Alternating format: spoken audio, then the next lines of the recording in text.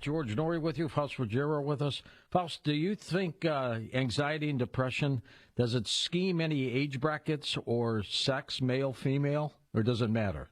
It used to be that way, George, but it's going across the board right now. We used to see it a lot more with women, but boy, I'll tell you what, the men have caught up. And thankfully, they're also seeking help a little more than they used to. Men were, we had the old design where people didn't want to come and get help. We had to be in control of ourselves. The men are now backing up a little bit and saying, now it's time for me to get in there and do something. So across the board, age. I mean, I've got them from 12 years old. The oldest I have is over 70. Wow. So it's across the board right now. How many of them get to the point where they want to commit suicide? If I have 10 people coming in with anxiety, probably at least 3 have considered it. Now, that doesn't mean they were serious, but, you get desperate. You get to the point where you say, I just want this to stop. And for most people, it's not about wanting to die. It's just they want to feel good. They want the whole thing just stop, and someone help me out here. And once I get them, I've never had anyone I've lost over all these years. It's just about being able to get them to open up and, have them to understand that I do understand what's going on with them. And once you do that, then, you just it's turning over one rock at a time. That's all. It's like anything else. As long as people are willing to stick with it, we're going to get there. If you looked at a brain scan of somebody with anxiety and depression, would that brain look different from someone else? It lights up. It lights up in a lot more. An anxious brain, when you see those scans and all the lights, you always have more lights when there's more anxiety. With depression, then it's just the opposite. That's interesting. Interesting.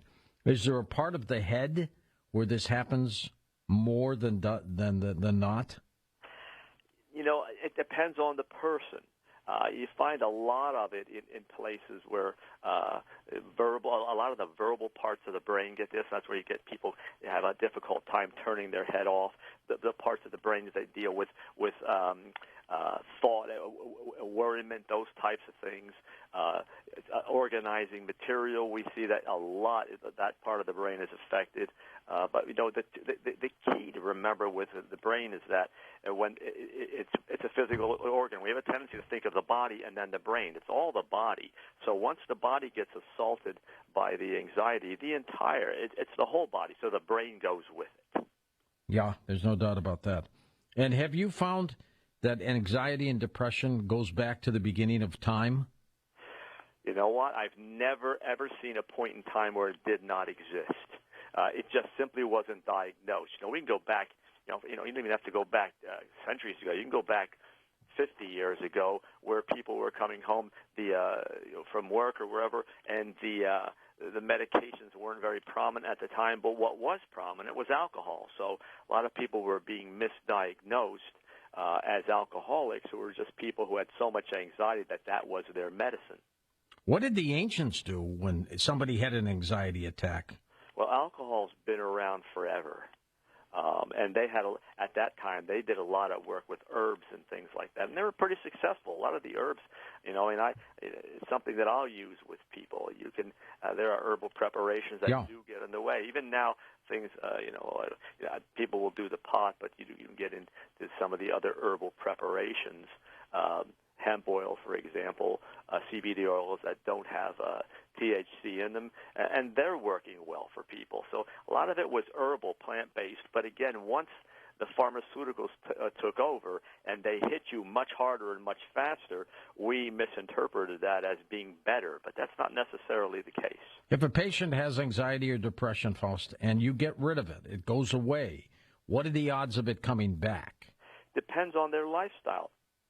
If they make some changes in that lifestyle, they very rarely, unless trauma hits, you come home and your spouse has been killed in a car accident, something like that. You lose a child, those things. You lost a job, but you're going to lose the house. A lot of loss or potential loss. That often filters into it. But aside from traumatic episodes, as long as people do what they need to do and keep doing it, it rarely shows itself, or if it does, again, it's manageable. Let's go to the phones for you. Eric in Indianapolis, truck driving there. Hey, Eric. Hey, George. Got a question for you and a comment here. Alrighty. I got a sister that younger sister of mine had been diagnosed as paranoid schizophrenic, and she used to hear voices in her head, and just wondering if there's any difference at all between a paranoid schizophrenic and a depressed, or both would be bad together, I guess. I was just wondering if is there any difference there? It's a good question, and is there? Yeah, when you get into a lot of times, paranoia and schizophrenia have anxious and depressive components that coincide with them, but you're into a much different organic kind of a situation with those. Sometimes it's been a horrible trauma, years of abuse. Sometimes it's nothing more than genetically a person is born predisposed to those types of things. So much more serious and much more difficult to treat a situation. Eric, did you have a comment? Go ahead. Yeah, I just wondering what causes what causes the voices in her head, though, Those are hallucinations. Again, you're into a much, much deeper psychosis when you're hearing those. And again, I can give you kind of a bird's eye view, if you will. It's simply because I haven't seen her, but typically you want to take someone like your sister and have them seen by someone to determine if there's been any form of trauma. Or some people, just from the beginning, the brain is set up to work in that fashion. The voices sometimes are minor things. They're talking to themselves. Sometimes they're actually hearing things and they're having discussions and they're being told what to do. So in the case of your sister, if she hasn't been seen by someone, by all means, you want to be able to do that just to help her. Faust, have you ever had a client just simply break down in front of you? Many. And usually that's in the first few sessions, or someone comes in and then there's been new trauma or repeated trauma. Yeah, and people often look at that as, my God, that's the worst thing. Often that's the best thing. They got it out at that point. And a skilled therapist knows where to go with that. Let's go to Lisa in Birmingham, Alabama. Hi, Lisa. Are you there? Nope, she is not there. Let us try Brad and Angels. Hit the dump, sir. All right, good. Mark in Cedar Rapids, Iowa, first-time caller. Welcome to the show. Hey, Mark. How you doing? Okay, Mark. How are you? Good. Hi, Doctor. Is Dr. Faust? Is that right? Yeah, that's fine. What can I do for you? What's on your mind? Well, I got three questions if I get granted, but they kind of are both connected. My mom, she was born in Egypt, and she come over when she was young, and 6 kids. My third to the oldest brother drowned in the bathtub at 1.5 years. Oh God, horrible. Yep. And they said that she went to get me if I was crying. I was crying because I was just a baby, and his name was Cassim. And he had the brightest blonde hair. That's what my mom said. And she always said, we wouldn't have Tim, who's the vice president of North Face now. I'm proud of him. So my quick question is, the psychiatrist who did his last 10 years of his life in prison prescribed her a drug called Dexedrine. For 30 years, she died at 62. From 30 years up, for 30 years she took that. That's an interesting drug to be prescribed for your mother in those circumstances. I mean, that's going to do more damage. I can see why the man went to jail. Your mother just needed to really sit down and talk with someone, and and go through all of that. And it would take a long time. There's a grieving period we go through when someone loses, particularly a child, and then it's learning how to readjust. And you never get over it completely, but you get to the point that life can move on. Doesn't sound like she. My got the care she needed. What about serotonin and stuff like that? What does that do for you, Faust? Well, that's just a chemical in your body that helps your brain do what it's supposed to do. And, that's where, unfortunately, where the chemical imbalance stuff we were talking about earlier comes in. If there's too much in the body, the brain's not doing what it's supposed to do, so you get the drugs that inhibit it continually being reuptake, so it's there and it's available when necessary. So it's necessary for the body to function properly and in the right doses. But that doesn't necessarily mean there's an imbalance if you don't have it. Again, if you get the body healthy, almost always, very rarely do I have people with anxiety and depression, and I can't help them get off those medications if they do the right things.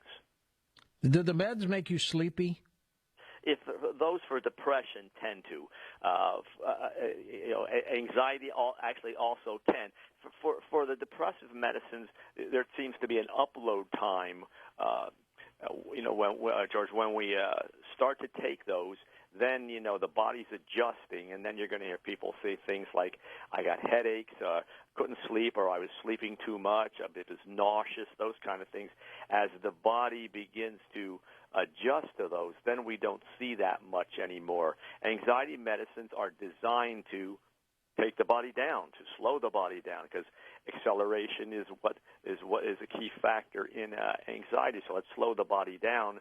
And again, for a very light dose, you might not feel it and may take the edge off, if you will. However, again, you're not getting to the cause when you merely prescribe the medicine. Medicine in conjunction with counseling, much better picture. Let's go to Jeremy in Jamestown, North Dakota. Welcome to the show. Hi, Jeremy.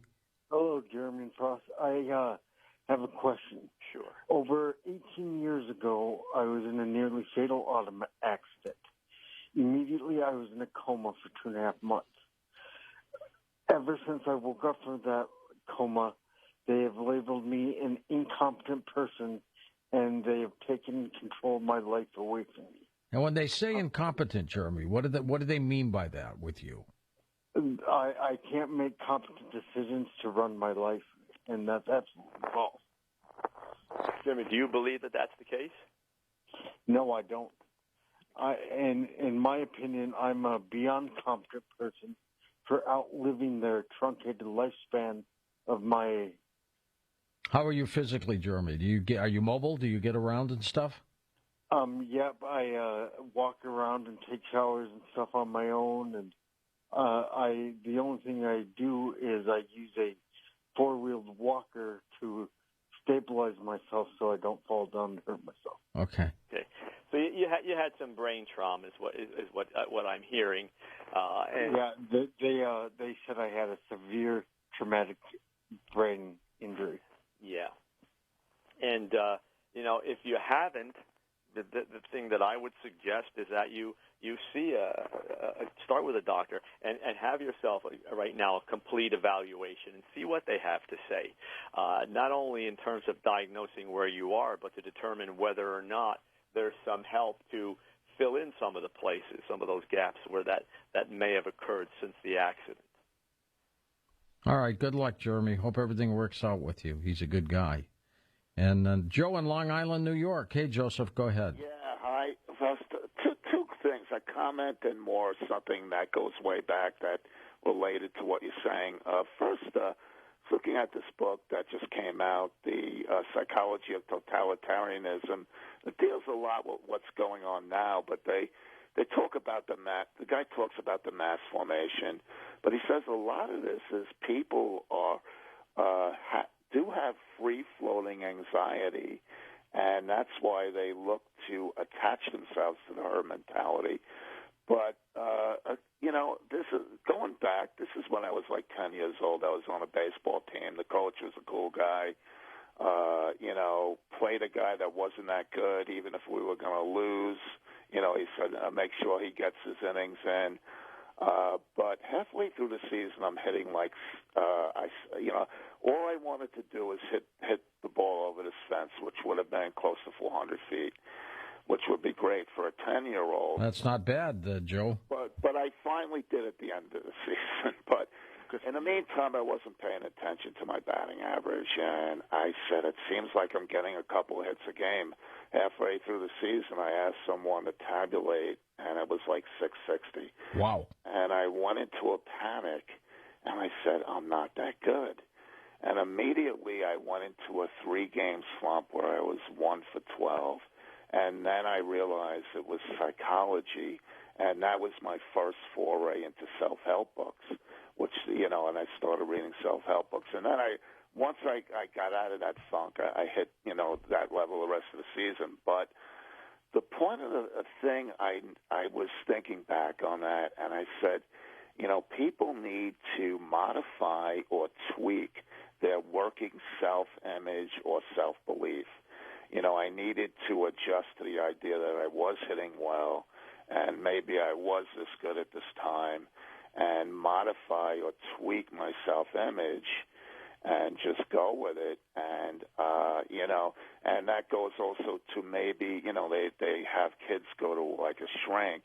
A kid can read a self-help book and try and work through, a slight psychological issue like psyching yourself out in sports for a few games, which is what actually happened. But it was depressing that I did that I had that slump, and I realized it was all psychologically. I just couldn't grasp that I was hitting that high of an average. Well, I'll tell you, what you're bringing up is what happens to a lot of people when they do achieve. You spend all your time aspiring to get to a certain level. Overachievers. And you adjust to that aspiration, to that way of life to try to get there. Now, once you get there, you're all of a sudden you're in no man's land. You're not trying anymore. You're there, and you don't know how to live there. And that's probably what happened to you until you realized you certainly can live there. Just keep on doing the things that you were doing. Are some people's dispositions, Faust, different from others where the same event, one person would have anxiety, another person would not? You know what, George, a lot of people will tell you life is all about perceptions. The same thing can happen, and if 100 people are watching it, you might get 100 different reports about what they saw and what they thought about it, what they felt about it. So, yeah, to answer your question, absolutely. Absolutely. That's tremendous. Folks like me in business. Yeah, I mean, it's amazing. Have you seen an uptick in clients? It's interesting you ask that. I'm approaching late 60s now, and I thought this year, I said, I'm going to cut down a little bit, and I was going to go half-time, and that was the end of December. We had a building we were in, and we sold that, and I said, I'm going to grab a few people. My home is certainly big enough to do this. I can put an office in, and as soon as I announced that, it was like the earth tilted on its axis. They said, my God, you're not going to do that. And I said, I thought I'd take 20 with me. All 40 came with me. Wow. And I got calls from old people I'm saying people that I'd seen over the years that you're not going anywhere, are you? And I said, geez, guys, there's going to be a time when I'm not around anymore, So am I seeing a lot more people? Yeah, and since the pandemic and people trying to establish who they are or reestablish it, absolutely, it's all there. And the kids, I'm at a point now where I'm seeing grandchildren of the people I saw 40 years ago. It's wild times. Faust, we're going to take a quick break and come back and take final calls with you in a moment on Coast.